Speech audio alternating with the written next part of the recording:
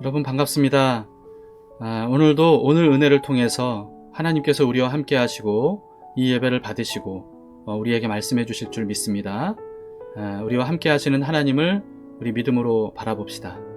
우리의 예배를 받으시고 우리의 기도를 들으시는 주님께 나아가서 찬송가 364장 내 기도하는 그 시간, 이 찬송을 함께 부르시면서 응답하시는 주님을 함께 찬양합시다.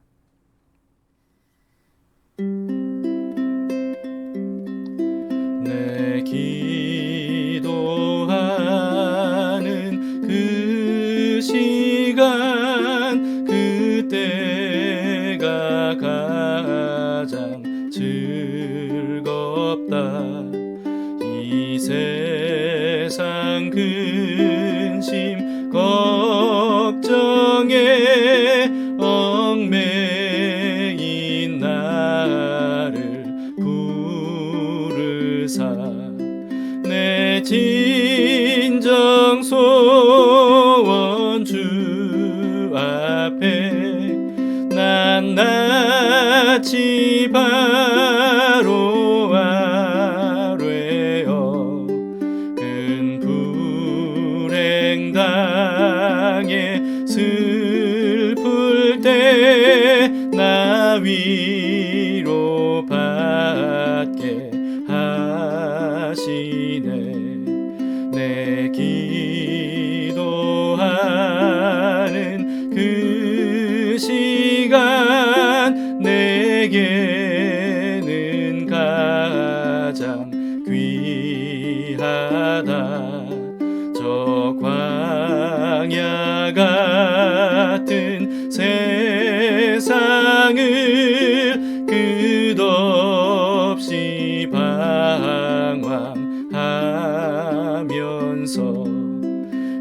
위태한 길로 나갈 때 주께서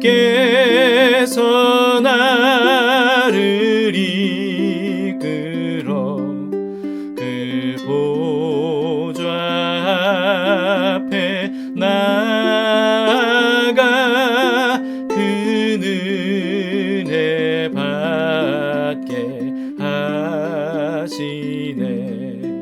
내 기도하는 그 시간, 그때가 가장 즐겁다. 이때껏 지은 큰 죄로 내 마음 심히 아파도 참 마음으로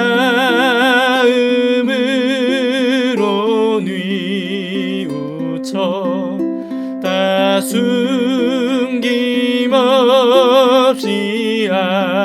아뢰면 주 나를 위해 복 주사 새 은혜 부어 주시네. 내 기도하는 그 시간, 그때가 가장 즐겁다. 주 세상에서 일찍이 저 요란한 곳 피하여 빈 들에서 나산에서 온 밤을 세워 지내사 주 예수 친히 기도로 큰 본을 보여 주셨네.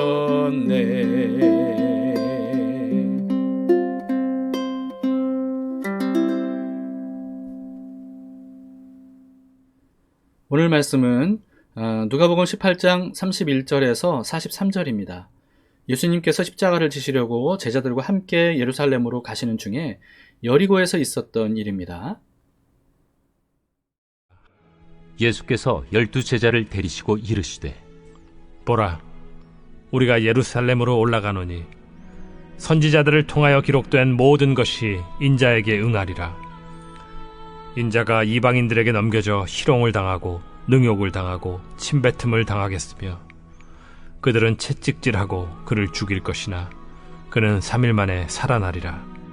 제자들이 이것을 하나도 깨닫지 못하였으니 그 말씀이 감추었으므로 그들이 그 이르신 바를 알지 못하였더라.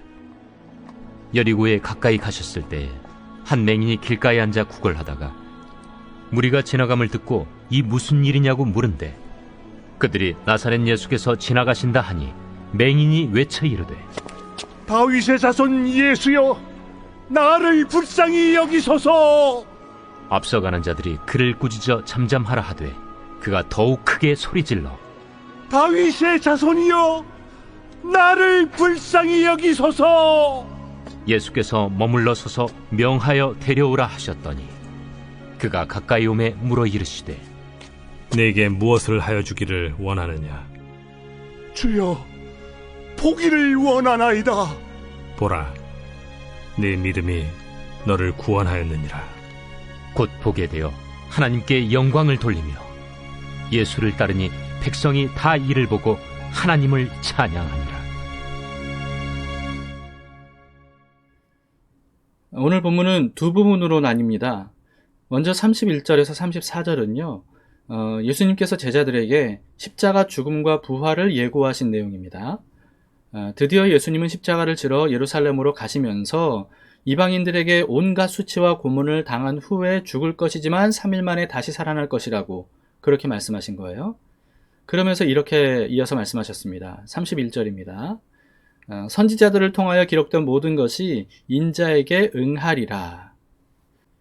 인자가 수치와 고문을 당하고 죽은 후에 다시 살아나는 이런 모든 일들은 어쩌다 보면 그렇게 돼버리는 그런 일들이 아니고요. 이미 선지자들을 통해서 구약 성경이 기록된 예언을 이루는 것이다 라고 말씀하신 겁니다. 그런데 제자들은 예수님의 이 말씀을 전혀 알아듣지 못했다고 합니다. 제자들뿐만 아니고요. 구약 성경을 줄줄 외울 정도로 잘 알고 있었던 바리새인과 서기관들도 그리스도가 죽었다가 살아날 것이라는 예언은 전혀 모르고 있었던 것처럼 그렇게 말하고 행동했었습니다.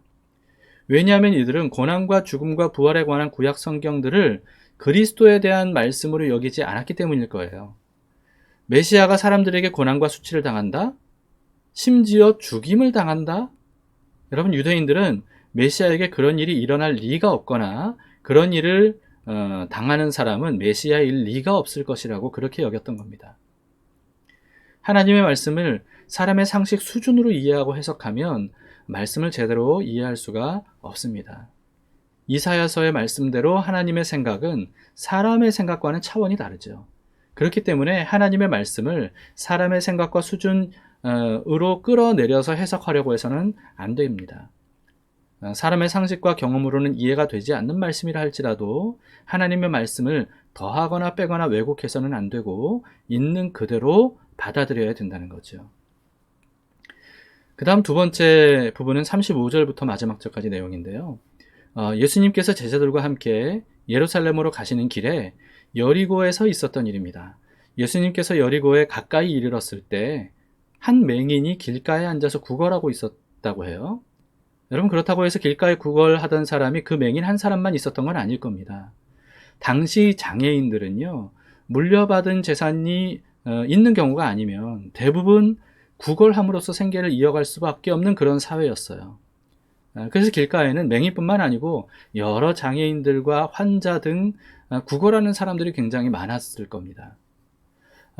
이들은 여느 때와 다름없이 그날도 길가에서 사람들에게 동전 한 입 또는 빵 한 조각 또는 무화과 한 개 정도 이렇게 소소한 것들을 얻기 위해서 지나다니는 사람들에게 손을 내밀면서 그렇게 구걸하고 있었을 겁니다.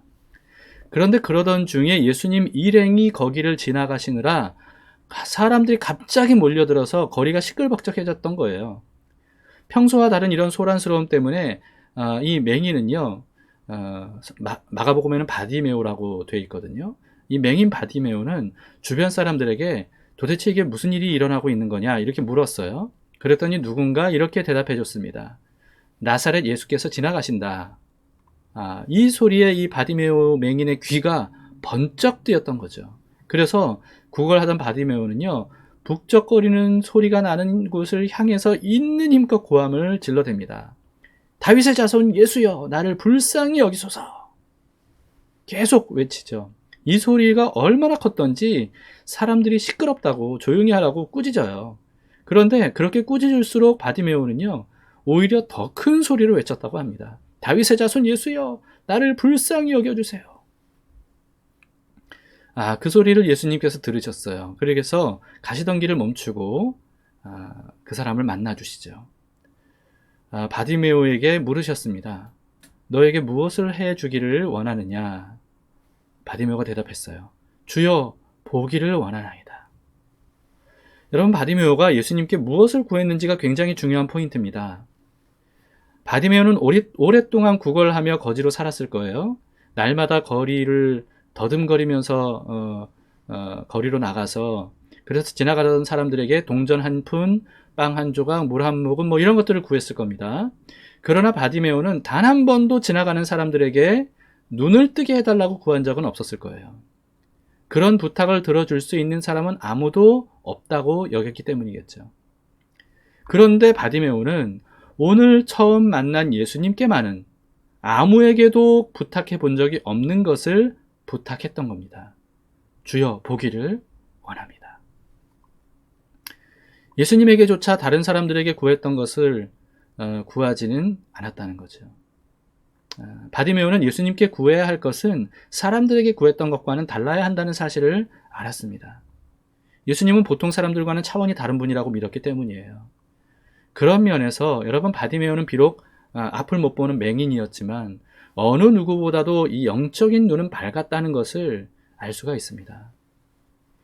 우리 역시 예수님께 구하는 것은요, 사람들에게 구하는 것과는 달라야 됩니다.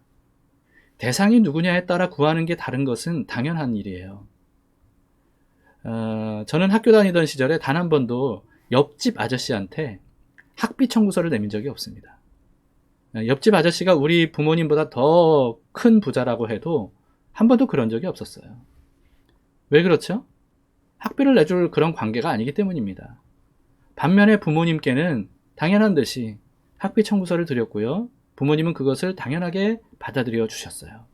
여러분, 이렇게 어떤 관계냐에 따라 구하는 것이 다른 것은 당연합니다. 여러분은 하나님과 어떤 관계입니까? 하나님과 어떤 관계를 맺고 있느냐에 따라 구하는 것이 달라질 수밖에 없겠죠.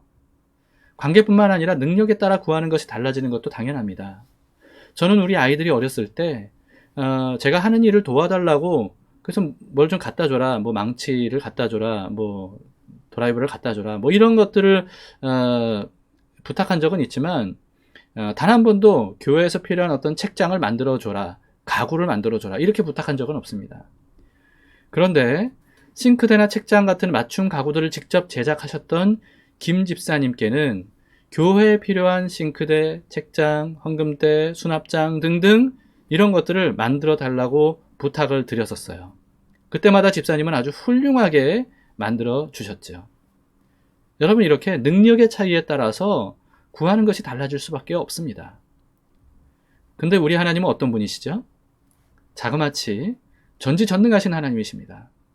그런 분에게 정작 구해야 될 것은 구하지 않고 다른 사람들도 할 수 있고 줄 수 있는 수준의 것들만 구한다면 여러분, 하나님을 하나님으로 믿지 못하고 있기 때문 아니겠습니까?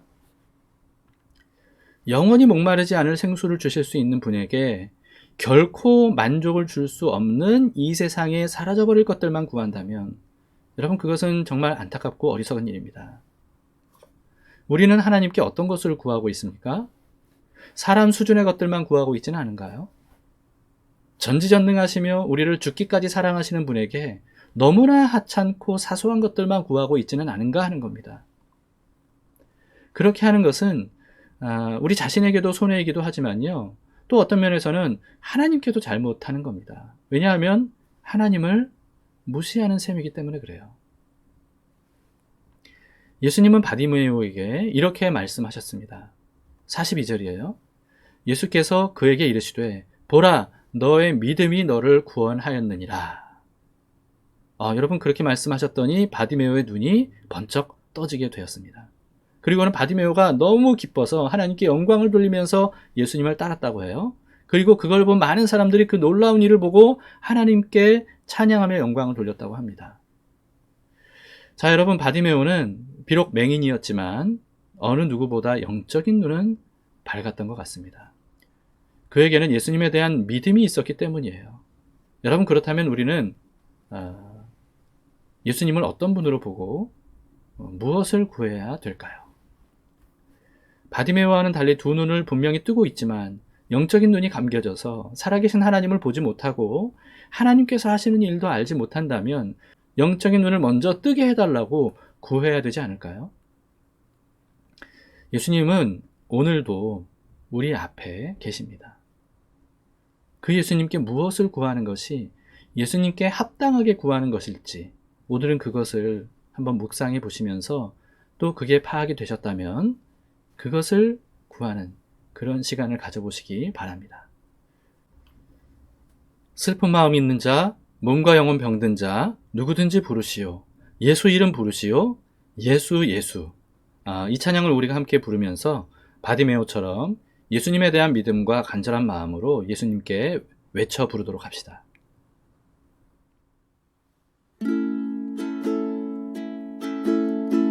슬픈 마음이 있는 자, 몸과 영혼 병든 자 누구든지 부르시오.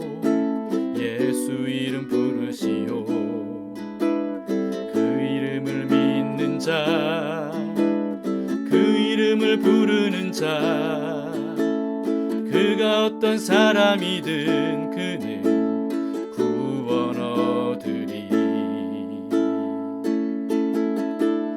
예수 예수 오 능력의 그 이름 예수 나 외쳐 부르네. 예수 예수 오 구원의 그 이름 예수 난 외쳐 부르네. 예수 그리스도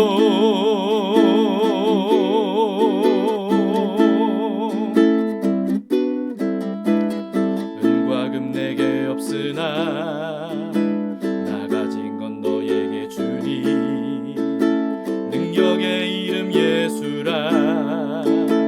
그 이름을 붙드시오. 그 이름을 믿는 자, 그 이름을 외치는 자, 그가 어떤 사람이든 그는 주의 영광 보리라. 예수 예수 오 능력의 그 이름 예수 나 외쳐 부르네. 예수 예수 오 구원의 그 이름 예수 나 외쳐 부르네. 예수 그리스도 예수 예수 오 능력의 그 이름 예수 나 외쳐 부르네. 예수 예수 오 구원의 그 이름 예수 나 외쳐 부르네. 예수 그리스도 예수 그리스도 예수 그리스도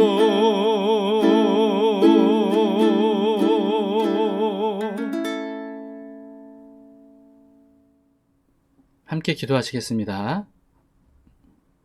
좋으신 하나님 아버지, 오늘 예수님을 만난 맹인 바디메오가 다른 어느 누구에게도 이제까지 구하지 않았던 것을 예수님께는 구했다는 것을 보았습니다.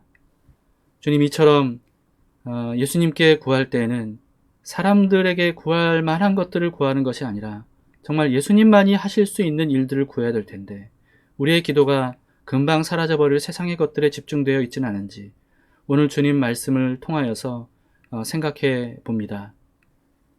주님, 전지전능하신 하나님께서 우리의 아버지신데 우리가 그 하나님께 마땅히 구해야 될 것을 알려주시고 그래서 하나님만이 해주실 수 있는 것들을 우리가 응답받고 하나님께 영광을 돌리며 기뻐하며 우리의 근본적인 문제가 해결받는 그런 은혜를 얻게 하여 주시옵소서. 하나님, 우리의 기도가 하늘에 닿는 기도가 되기를 원합니다. 영원한 것에 대하여 눈뜨고 그 영원한 것을 가장 귀하게 여기며 그것을 주님께 간구하는 저희들 되기를 원합니다. 주님, 우리의 영혼의 눈을 열어주셔서 하나님의 전지전능하심을 보게 하시고 하나님께 무엇을 구해야 될지를 볼 수 있도록 인도해 주시기를 원합니다. 그러면 주님께서 기뻐하시며 오늘 바디메오에게 그러셨던 것처럼 너의 믿음대로 될 것이다 말씀해 주실 줄 믿습니다. 하나님, 그로 인하여서 하나님의 응답을 얻고 이 세상의 삶을 살면서도 영원한 천국을 살아가는 저희들의 삶이 될 수 있도록 인도해 주시옵소서. 오늘도 예배하고 기도하는 모든 분들에게 이 시간 찾아가 주셔서 그 눈을 열어주시고 하나님의 나라가 이미 우리에게 임하였음을 보게 하시고 하나님이 이미 우리와 함께 하심을 보게 하시고 그로 인하여서 우리의 생각과 우리의 기도와 우리의 태도와 우리의 마음과 우리의 삶이 달라질 수 있도록 도와주시기를 원합니다. 오늘 하루도 주님께 맡기오니 그렇게 주님을 향해 나아가는 하루가 될 수 있도록 우리를 인도해 주시옵소서. 예수님 이름으로 기도드립니다. 아멘. 네, 감사합니다. 자, 오늘도 두 가지 기도 제목 가지고 함께 기도합시다. 첫 번째는 사람과는 차원이 다른 예수님께 우리가 구해야 되는 것이 무엇인지를 알게 해달라고 그런 것도 기도해야 될 것 같아요.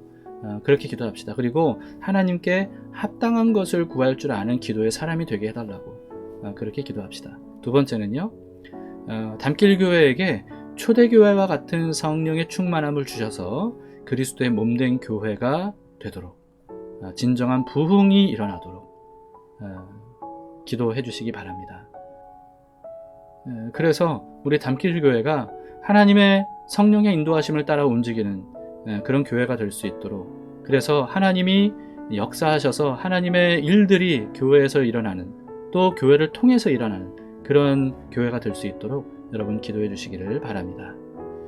자, 오늘도 하나님을 의지하며 바라보도록 합시다. 그리고 우리가 끊임없이 하나님에게 기도하면서 그 기도에 응답받으며 오늘 하루도 살아가실 수 있기를 축복합니다.